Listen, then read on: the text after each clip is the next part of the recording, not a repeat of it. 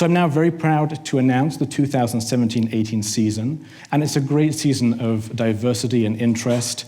We have 2 exciting new productions that we'll talk about, a great world premiere, some of the finest singers in the world, both those known to us and some new to us as well.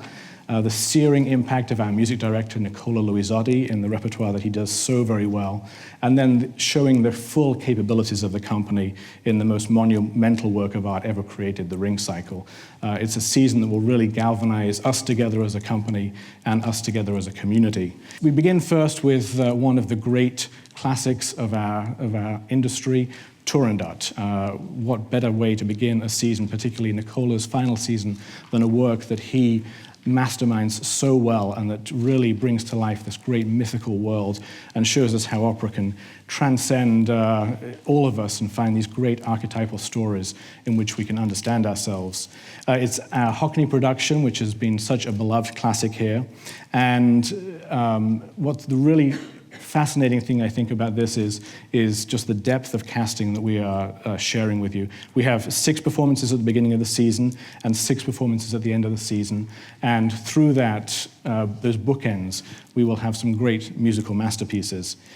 So the 2 casts, well, when your first cast is Martina Serafin, the Viennese soprano who was last here for the Marschallin in 2007, and your second cast is Nina Stemmer, who was, of course, last here for the Ring. You know you're off to a good start.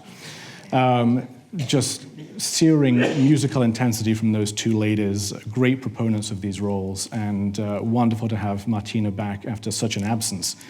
Brian Jade continues to make another role debut with us, and we really like to be known as a house that is a very secure place for a singer to make a role debut. It's a house where they feel supported both by the music staff, the production staff, by the whole company. Maria Agresta, the Italian soprano, makes a wonderful debut with us as Liu. I was very fortunate to see her do Violetta in Royal Opera just last year, conducted by Nicola, and such pathos to that role. She is going to be an exceptional Liu for us. We have a few Lius. Tony Marie Parmetry will also do a few of the Lius in the September run. Of course, she stepped in so magnificently as Butterfly for us in November. And then Leah Crocetta will take the second round of Lius, which she has done for us before, and we know how heartbreakingly beautiful that is. Our first run, Timur, is Ray Aceto, who we saw last as Ramphis. And then the second run is the debut of Solomon Howard, which we are very excited about. The second run will be conducted by Christopher Franklin, an American conductor who has worked mainly in Europe, and we're excited to bring him and showcase him here in San Francisco.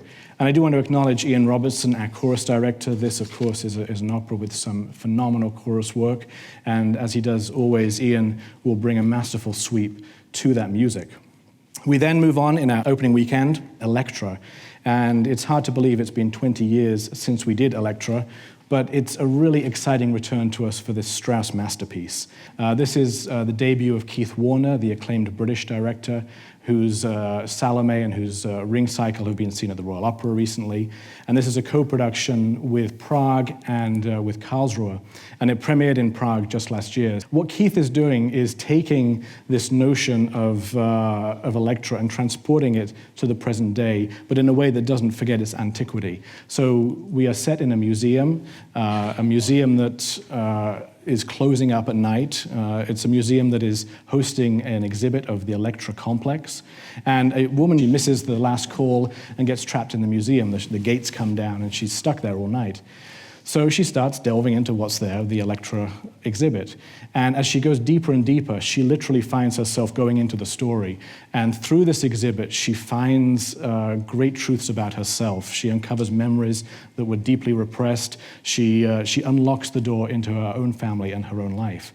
And again, I think this is what opera does so well for us, and that Keith has taken this and applied it to a whole production concept is really fascinating.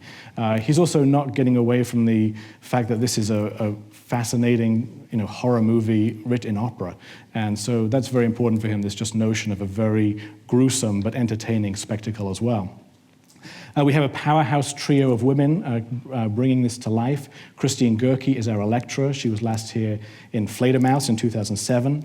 Stephanie Blythe makes a role debut as Clytemnestra, which I think will be absolutely chilling. You remember her Mrs. Lovett from Sweeney Todd. Applying that to a really deep, dark role, I think, will be just horrifying in its glory. Adrienne Pijonka, the Canadian soprano who was last here for Tosca in 2009, is our Chrysotomus, and I just saw her in Barcelona do this, and it was so deeply moving. I think she will make a triumphant return here in that. We have the debut of the American bass baritone Alfred Walker as Orest, and also the debut in the pit of the Hungarian conductor Henrik Nanasi. And Nanasi is also the music director of the Komische Oper in Berlin, one of the really exciting companies at the moment, and he is making a triumphant rise in Europe, and we're thrilled to have him here in San Francisco. We then move to Traviata, which is, of course, one of the most enduring stories told on the opera stage, and in our beloved John Copley production, which goes through this story so elegantly and so beautifully. This, I think, is a really interesting Traviata for us because it's a trio of leads brand new to this company. We have the Romanian soprano Aurelia Florian, who is making her US debut, not just a San Francisco opera debut, an exquisite sound and really beautiful stagecraft that I know she'll bring to this. Attila Ayan is a Brazilian tenor who is doing great things in Europe, but also now more in America. He does Alfredo at the Met this spring with Nicola, so they will have a chance to work on this already together. And then the Polish baritone Artur Roczynski is our Gemont, and again, someone who is really on the rise in Europe at the moment, and we're thrilled to have here. This will be the final production conducted by Nicola as music director, and what better way to end than with Verdi, which Nicola owns so powerfully. He breathes new life into these works every time he gets onto that podium. The production will be directed by Shauna Lucy, who is a member of our own directing staff, and I'm thrilled that she will be making her directorial debut with this. And I also wanted to mention our choreographer, Carola Zatush, who is the director of the Bay Area's Theatre Flamenco. And this is a really nice connection because the Theatre Flamenco was the group that provided the original choreography and dances, I believe, for Traviata when it first appeared on our stage back in 1987. So we're very happy to have them back in this capacity. Finally, I wanted to talk about our second new production, Massenet's Manon. And this is a co-production with Lithuania and Israel Opera, and a reunion of the team that brought us Capoletti back in 2012, Vincent Boussard and Vincent Lemaire. Vincent Boussard also doing the costumes this time, Vincent Lemaire providing the sets. And this is a production that opened in Lithuania last year, and it is a beautiful expression of the piece. The way that the lighting and the reflective surfaces, not mirrors, but just reflective textures, illuminate this rather ephemeral world in which Manon is moving so quickly between different states of being, from the passionate love to the religious to the desire for wealth and glory, and finally, of course, in poverty. And the way that lighting is used in this is so exceptionally done, and I'm thrilled that Gary Mada, our resident lighting designer, will be bringing this to life for us. Manon, of course, needs an extraordinary cast. We are reuniting Nadine Sierra and Michael Fabiano in this really exquisite opera in which these two young loves could hardly be expressed by any more passionate people, I think. David Purcell is our Lescaut. He was last with us in Andrea Chenier. And on the podium, we have Patrick Fournillier, who you may remember from Cyrano, and also from Hoffman in 2013. Patrick is one of the great exponents of Massenet. He has his own Massenet festival, and so will be a great guide for us in this.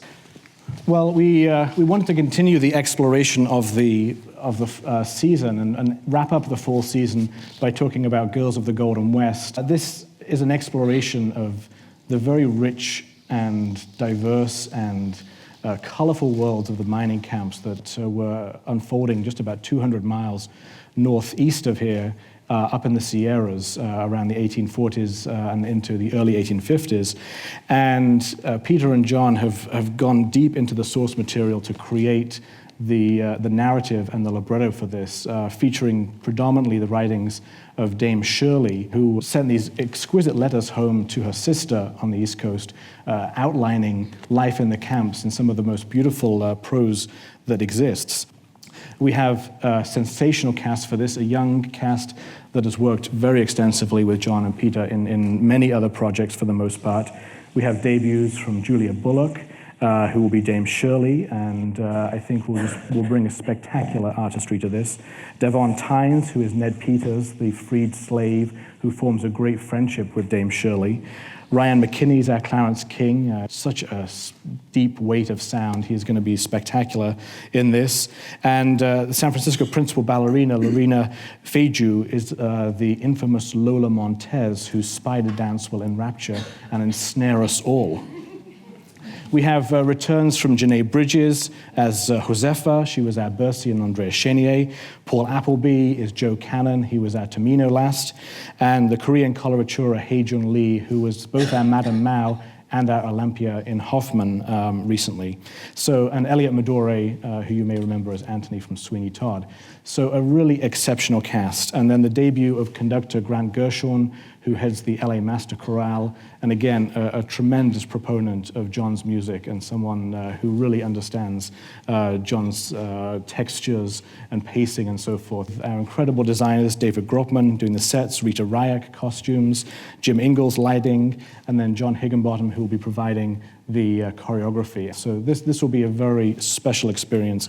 And then showing the full capabilities of the company in the most monumental work of art ever created, the Ring Cycle. It's a season that will really galvanize us together as a company and us together as a community. I thank you all for being here. Thank you for taking an interest in what we're doing at San Francisco Opera and sharing it with our community. And I am just thrilled for what lies ahead. So on to some very exciting things. Thank you very much.